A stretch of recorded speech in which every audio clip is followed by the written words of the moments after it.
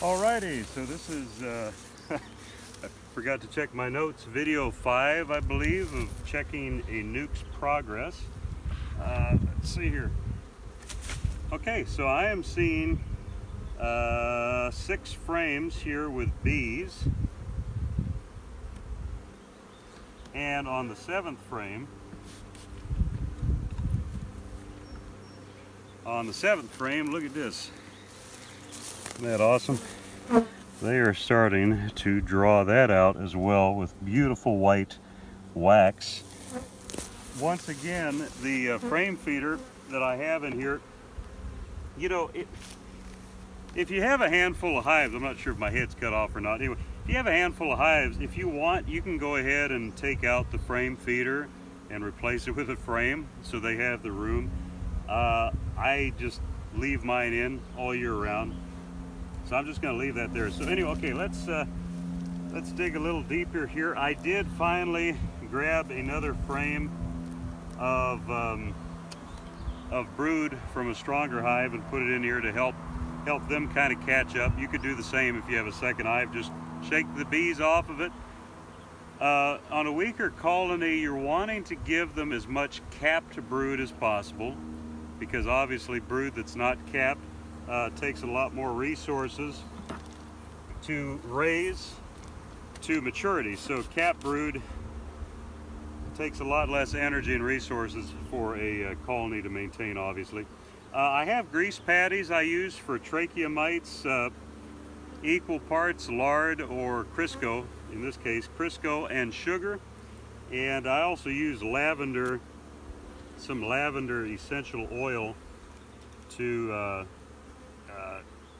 help with disrupting the for trachea mites to reproduce properly, they have to have younger bees, and it's believed that lard, along with different scents, even just lard itself, kind of hides the scent, mingles the scent, so that the trachea mites can't properly identify which are younger bees to reproduce on. Whatever the case, it's very effective. So here we have new brood already starting to get capped over. I'm wondering if I get the sun in the right location, you might be able to see some eggs there. Let's see. They're kind of hard to, so if I was just joking with somebody the other day, I said it's getting harder for me every year to see them as well.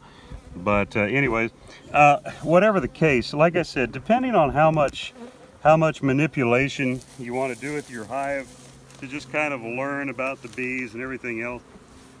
For me, if I look at a colony like this and I'm seeing eggs, I'm just going to close them up.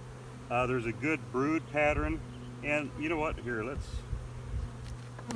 take one more frame to describe that a little bit more in detail. When I'm talking about a good brood pattern, what I'm talking about is that you have tight clustering of the brood, like in this here. This is beautiful. These ones here that are empty, you can see they're hatching. They're just starting to hatch out. And so that's not due to disease or anything, that's just part of the hatching. If you look at the cells, let me see, where am I here? You can kind of see that around them, around the edge of the cell is jagged, which means that a bee just chewed its way out of there. So you realize that's not because larvae are dying or what have you, it's because they're hatching.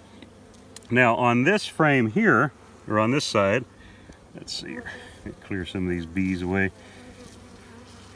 You can see that the larvae, I don't know if you can really see that. Anyways, when I'm looking at the larvae, the age of them is incredibly similar. Like say these are 4 or 5 day old, all clustered together, and then the further you go out on the frame, the younger they're getting. And so that's what I mean by a good brood pattern, is that you have lots of larvae or capped brood all around the same age present. And you definitely are wanting to see that. This is a healthy hive. It got set back a bit because the initial cage queen was not accepted. but we are well on our way to it building up nicely as well. Especially with that extra frame of brood that I put in there, that's going to help. We're going to see the results of that here probably in the next video. But anyway, so continue happy beekeeping. We're probably, what is today? Excuse me, May 29th, 28th. So we're probably looking about a week and a half or so away from the main blackberry bloom. Hopefully, if we don't get too hot of weather and it doesn't dry out too much, that's one of our most substantial honey flows in this area, Pacific Northwest, Washington here. Anyways, good luck and thanks for joining me.